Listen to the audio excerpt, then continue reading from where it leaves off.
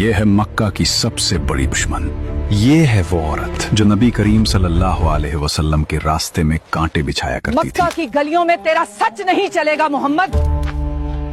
یہاں ہم کانٹے بچھاتے ہیں، پھول نہیں. آج اسی گلی سے اس کا گزر ہوگا. جس راہ سے رحمت عالم صلی اللہ علیہ وسلم کا گزر ہونا ہوتا، وہاں وہ نفرت اور عداوت کے بیج بو دیا کرتی تھی.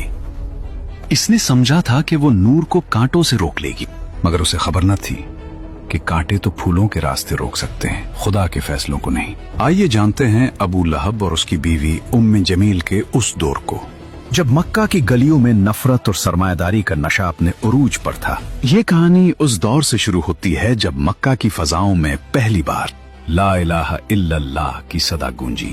ارے کہاں جا رہے ہوں؟ تمہیں خبر نہیں؟ ایک سچے پیغام دینے والے نے پہاڑی پر سب کو بلایا ہے. مگر اس ہجوم میں دو ایسے چہرے بھی تھے جن کی آنکھوں میں نفرت اور غصہ اتر آیا تھا: ابو لہب اور اس کی بیوی ام جمیل. وہ جہاں قدم رکھیں گے وہاں میری نفرت کے کانٹے ہوں گے.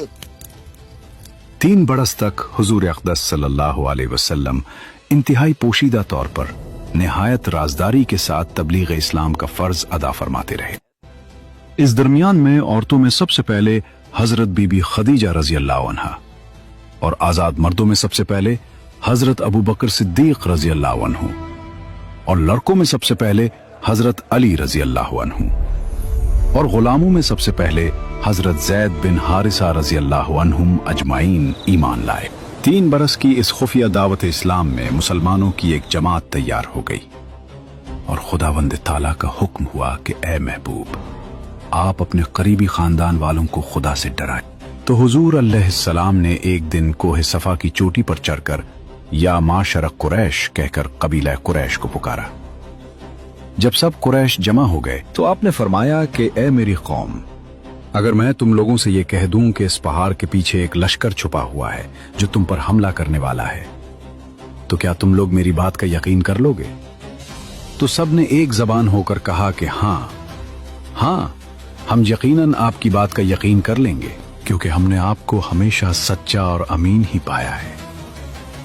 آپ نے فرمایا کہ اچھا، تو پھر میں یہ کہتا ہوں کہ میں تم کو عذاب الہی سے ڈرا رہا ہوں، اور اگر تم لوگ ایمان نہ لاؤ گے تو تم پر عذاب الہی اتر پڑے گا. اس مجلس میں ابو لہب بھی تھا. وہ کہنے لگا، کیا ہمیں یہاں اسی لیے جمع کیا گیا تھا؟ تم نے آج ہمارا وقت برباد کیا اور ہمارے دین پر انگلی اٹھائی. تیرا ناس ہو! کیا اسی بےہودہ بات کے لیے تو نے پورے قریش کو پکارا تھا؟ یہ سن کر تمام قریش، جن میں آپ کا چچا ابو لہب بھی تھا، سخت ناراض ہو کر سب کے سب چلے گئے. ابو لہب کی اس بدتمیزی اور بربادی ہو تیری کہنے کے فوراً بعد آسمان سے فیصلہ آ گیا. اللہ تعالیٰ نے اسی وقت سورہ لہب نازل فرمائی، جس میں ابو لہب کی تباہی کی خبر دی گئی. تبت یدا ابی لہب وتب ما اغنى عنه ماله وما كسب سيصلى نارا ذات لهب وامرأته حمالة الحطب في جيدها حبل من مسد. یعنی ابو لہب کے دونوں ہاتھ ٹوٹ گئے اور وہ خود بھی ہلاک ہو گیا. نہ اس کا مال اس کے کام آیا اور نہ جو اس نے کمایا. وہ ضرور بھڑکتی ہوئی آگ میں داخل ہوگا، اور اس کی بیوی بھی جو لکڑیاں اٹھانے والی ہے، اس کی گردن میں مونچھ کی رسی ہوگی. یہ آسمانی فیصلہ سن کر وہ سدھرے نہیں، بلکہ ان کے تن بدن میں آگ لگ گئی.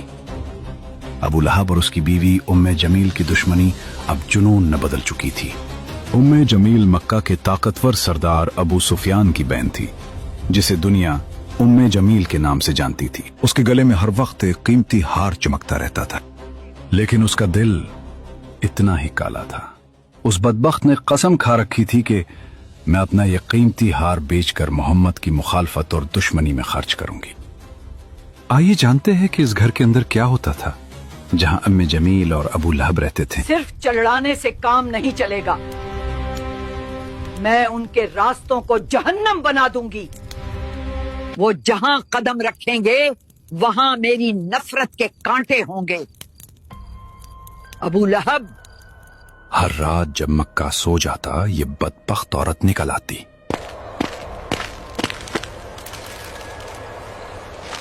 अपने नाजुक हाथों से कांटे जमा करती और उन रास्तों पर बिछा देती जहां से हुजूर सल्लल्लाहु अलैहि वसल्लम फजर के लिए गुजरा करते थे। कुछ दिनों बाद जब उस मगरूर औरत ने सुना कि रब्बे कायनात ने उसका नाम लेकर उसे ईंधन ढोने वाली कहा है, तो उसका तकब्बुर पाश पाश हो गया। वो इंतकाम की आग में जलती हुई हाथ में पत्थर लिए हरम की तरफ भागी। उसका इरादा था कि माज़अल्लाह नबी करीम सल्लल्लाहु अलैहि वसल्लम को नुकसान पहुंचाए, लेकिन देखो कुदरत का करिश्मा। कहाँ है वो?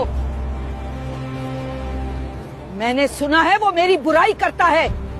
खुदा की कसम, अगर मैंने उसे देख लिया तो ये पत्थर उसके मुंह पर दे मारूंगी।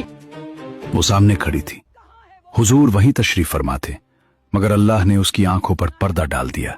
उसे अबू बकर तो नजर आए, मगर जाने आलम नजर ना आए। वो बड़बड़ाती हुई वापस लौट गई, क्योंकि जिसका मुहाफिज खुदा हो उसे कोई आंख नहीं देख सकती। दूसरी तरफ नबी करीम सल्लल्लाहु अलैहि वसल्लम को हुक्म दिया गया, आप अलैहिस्सलाम हक को अलल ऐलान बयान फरमाइए। चुनाचे उसके बाद आप अलानिया तौर पर दीन इस्लाम की तबलीग फरमाने लगे, शिर्क व बुत परस्ती की बुराई फरमाने लगे, और तमाम कुरैश बल्कि तमाम अहले मक्का बल्कि पूरा अरब आपकी मुखालिफत पर कमर बस्ता हो गया, और हुजूर अलैहिस्सलाम और मुसलमानों की इज़ारसानियों का एक तूलानी सिलसिला शुरू हो गया। देखते हैं कौन हमें हिला सकता है। इधर अबू लहब और उम्मे जमील दोनों मियां बीवी की दर्दनाक मौत होनी थी, और फिर वक्त ने पलट खाया। कुरान की बात सच साबित हुई। अबू लहब पर अदसा बीमारी का कहर टूटा।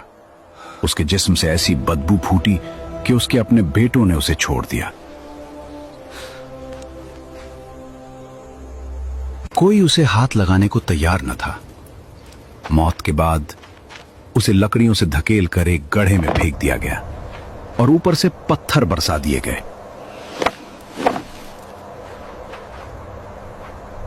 और वो लकड़ियां ढोने वाली उम्मे जमील, जिस रस्सी से वो नबी के रास्ते में कांटे लाती थी, एक दिन जंगल में थक कर बैठी तो वही रस्सी फिसल कर उसके गले का फंदा बन गई।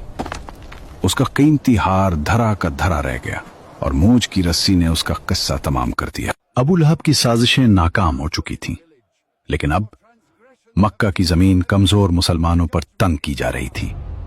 जुल्म का एक नया दौर शुरू हुआ, जिसका कमांडर अबू जहल था।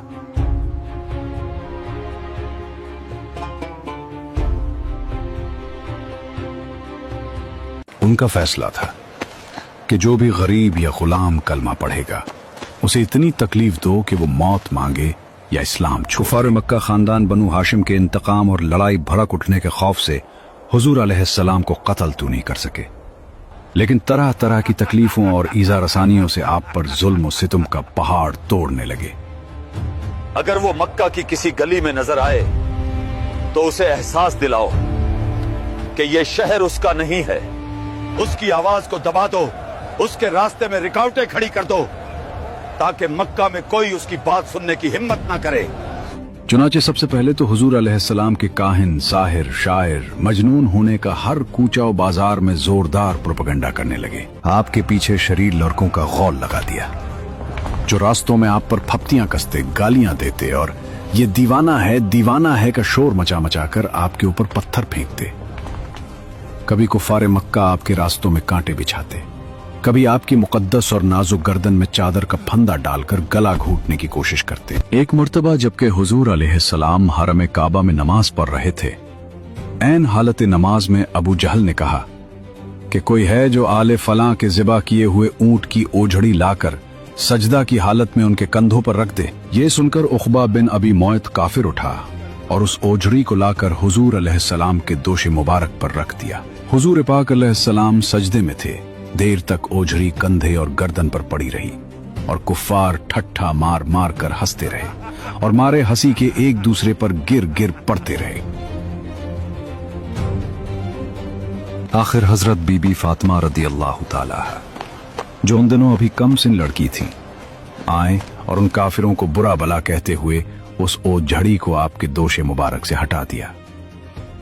हुजूर सल्लल्लाहु अलैहि वसल्लम के क़ल्ब मुबारक पर कुफ़ार कुरैश की इस शरारत से इंतहाई सदमा गुजरा और नमाज से फारिग होकर 3 मरतबा ये दुआ मांगी कि अल्लाहुम्मा अलैका बिकुरैश, यानी ए अल्लाह तू कुरैश को अपनी गिरफ्त में पकड़ ले।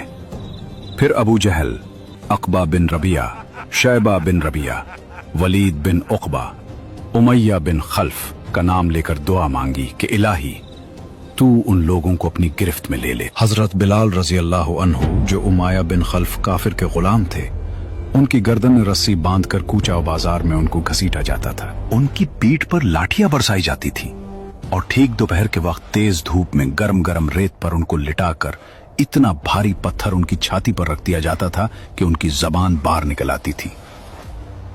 उमैया काफिर कहता था कि इस्लाम से बाज आ जाओ, वरना इसी तरह घुट घुट कर मर जाओगे। मगर इस हाल में भी हजरत बिलाल रजी अल्लाह अन्हु की पेशानी पर बल नहीं आता था और बुलंद आवाज से कहते थे, खुदा एक है, खुदा एक है। हजरत उम्मार बिन यासिर रजी अल्लाह को गरम गरम बालों पर चित लिटाकर कुफ्फार कुरैश इस कदर मारते थे कि ये बेहोश हो जाते थे। उनकी वालिदा हजरत बीबी सुमैया को इस्लाम लाने की बिना पर अबू जहल ने उनकी नाफ के नीचे ऐसा नेजा मारा कि ये शहीद हो गई। हजरत जनीरा रजी अल्लाह अन्हा हजरत उमर रजी अल्लाह अन्हु के घराने की बांदी थी। ये मुसलमान हो गईं तो उसको इस कदर काफिरों ने मारा कि उनकी आंखें जाती रहीं। मगर खुदावंद ताला ने हुजूर अक़दस सल्लल्लाहु अलैहि वसल्लम की दुआ से फिर उनकी आंखों में रोशनी अता फरमा दी।